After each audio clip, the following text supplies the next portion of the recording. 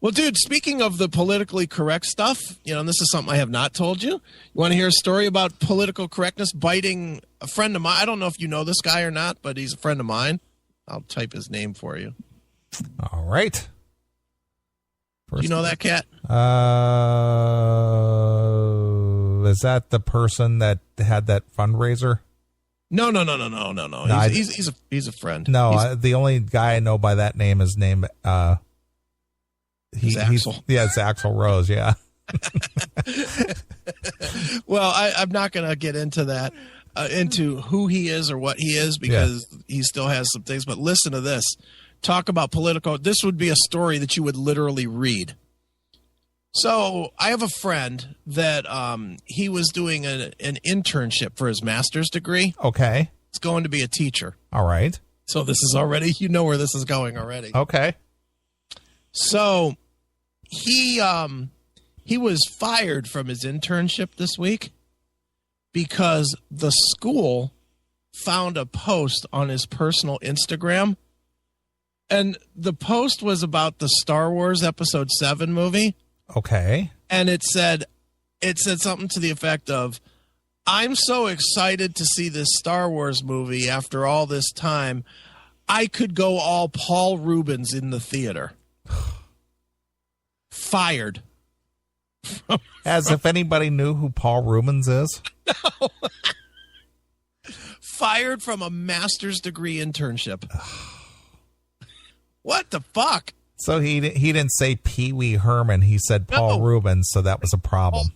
He said Paul. He could, and he didn't even say he was going to jerk off in the theater. Right. He insinuated, but is that fucking crazy or what? It's stupid. And it's on his personal Facebook. He's not a teacher. He's not employed. So what? Who the fuck are they to say anything? Sue. Yeah.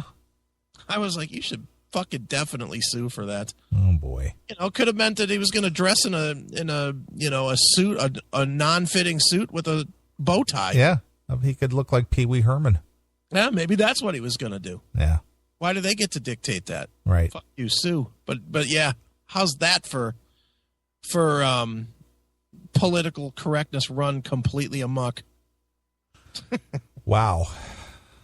Okay. Unbelievable, dude. Yeah, that is unbelievable. Yeah. I mean, is that his only infraction? I mean, did he have other problems prior to this, or that's the only one? That's it. That's it. They were scouring his page. Well, that just goes to show you, stay off your freaking Facebook. Yeah, I guess. Well, I do have some Facebook stories tonight. Of course. Of course. There's no end. There's no end to the stupidity of people. There's really not. So I will be covering some of that tonight. All right. And, boy, I tell you, people have been submitting stories this week. Demon sent in a few today. Sure. I got a few through the Twitter. Yeah, we got a bunch on the Facebook today, too. It's like, it's so interesting to hear Shifty C and Vin Diesel, cover these stories.